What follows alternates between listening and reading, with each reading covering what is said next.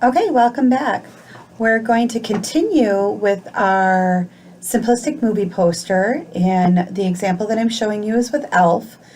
Um, Now we're going to take a look at some other components in Illustrator to help you create your poster. Now, I've brought a few things in already to show you kind of where we've come from and where I plan on moving to. And so a couple things is obviously you're going to see that I have an artboard with my inspiration. That's there. I also have the tracing that we did in part one.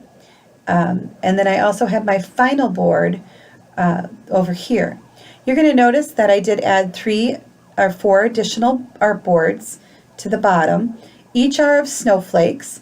And then underneath here, you're going to see is the snowflakes where I got the snowflakes from.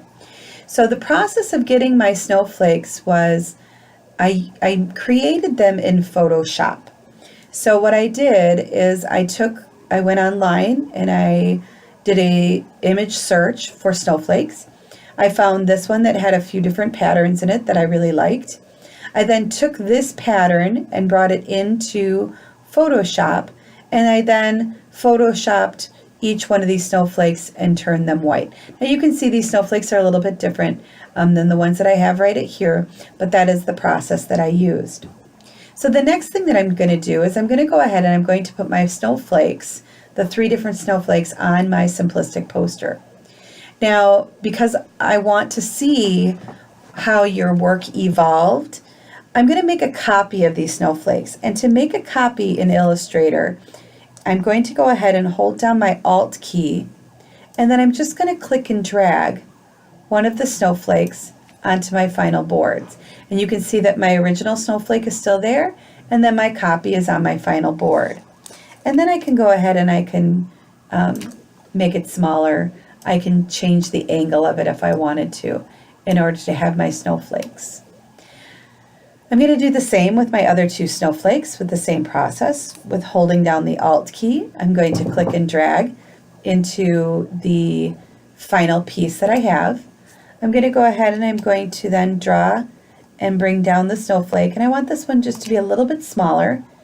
And I'm going to go ahead and I'm going to curve this one just a little bit as well and put that one into place.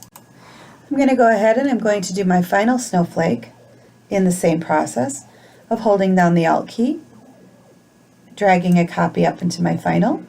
Oh, didn't quite grab that one, did I? Holding down my Alt key, grabbing the copy, putting it into my final, and then just making this one a little bit smaller and putting that one into place. Now we talk a lot about layout and design, and obviously the design that I want is I want the person to, when they see this, and I'm going to bring up my final so you'll understand what I mean by how the eye travels.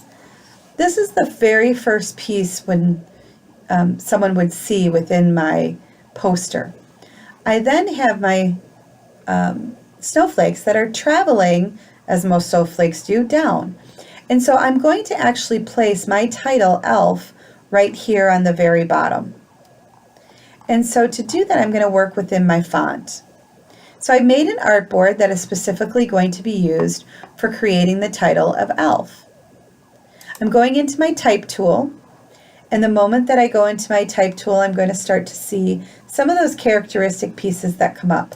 The other thing that I can do over here is I can go and I can add my typography swatch piece, my defaults into typography, and I can just come in here, and when I click, it's automatically going to put just this gibberish of text in there.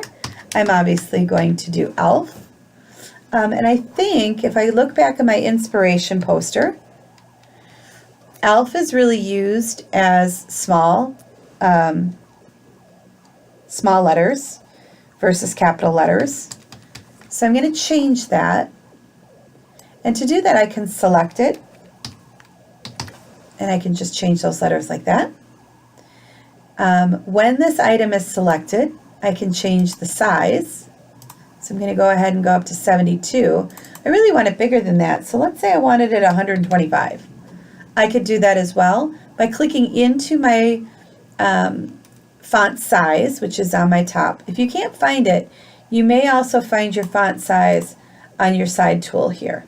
So you can see it's 125 here, 125 here, if I change my typography up at the top. I'm also going to change the color. I want it white, which now makes it a little hard to see. So I am going to put a stroke color around it, and I think I'm going to try the blue just to start off. I may change that to green, I'm not sure yet. But for our purposes, that's what I'm going to leave it at. Now that's pretty generic as a font. And so I think what I'd like to do is I would like to use more of a special style font for this piece. And I might even have something that is snow-like. So I'm going to go ahead and see if I can find my snow font.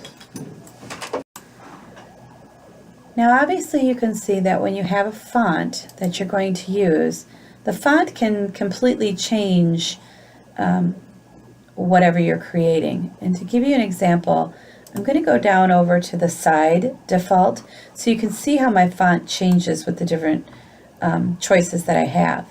That's one of the nice things that I like about Illustrator, is that you can change your font and see what that's going to look like. Now, Elf of this nature would give me more of this kind of, 1980s retro video game style font. Not exactly what I'm going for Elf. If I use something in cursive, Elf might be seen as a fancy elf, but he's not a fancy elf. So I'm going to go ahead and I've created and downloaded a font that I thought would be perfect for this particular project. And I'm going to go find that right now, which is my Frosty font. Now that screams fun and that screams elf, and so I'm going to go ahead and choose that. Now looking at this, I can already see that I might want to change that fill color to more of the blue. I really like that. And maybe change that stroke color to a white. And that will again put the white around those little snowflakes. And it'll really stand out more when I put it onto my final piece. The other thing that I'd like to do to my font here is I'm going to just expand it a little bit to give it a little bit of detail. And then I'm going to go ahead and use my effects tool because I want to give it kind of a shadowy background. And if I wanted to do this with text, or I wanted to do it with a picture or an item or something of that nature, if you remember, we did use this in creating our badges. I'm going to go ahead and I'm going to use this tool to give a drop shadow to our font here. And as you can see, when I click it, it just gives that text a little bit more depth. Now that I'm ready and I'm happy with the way that it looks, I'm going to go ahead and I'm going to again copy my title because I wanted to see where the work came from. Using the Alt key and dragging up, I'm going to go ahead and put my text into my final draft. Now, for color purposes, I'm looking at my back, and I'm not really happy with this particular color. So if I double click on it, I want to get more of the blue tone into that, and I can change that blue tone. And so this one makes me a little bit happier. But I do want that elf to kind of stand out, and so I may change my elf color here, this fill color, to maybe a green, or I can go ahead and I can drop the same green, drop her the same green and make that the same green there. But notice what it does to my snowflakes. Not very pretty. But I can always change that stroke as well. And maybe if I changed it to white. Yep, I like that. So it does take a little bit of practice and a little time. Once I'm done and I've completed my assignment with all of my artboards, I'm going to go ahead and I'm going to save this assignment. To save assignments that you're going to turn into E360, you're going to go ahead and click File, and you're going to do save as. And this particular one, I'm going to call it poster, movie poster.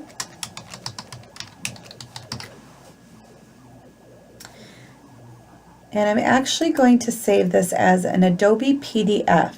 And the reason why I want to do that is because when I open it then, after you've submitted it into the Dropbox, or the assignment submission, when I open it, I'll be able to see all of your artboards if you save it in a PDF. So I'm going to go ahead and click Save and show you what that looks like after we saved it. I'm going to go ahead and do General with that, and I'm going to press Save again. And I'm actually just going to close this out so you can see what this looks like in the end. And opening my files.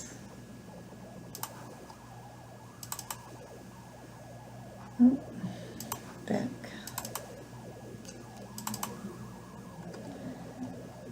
And I'm looking for the movie poster PDF.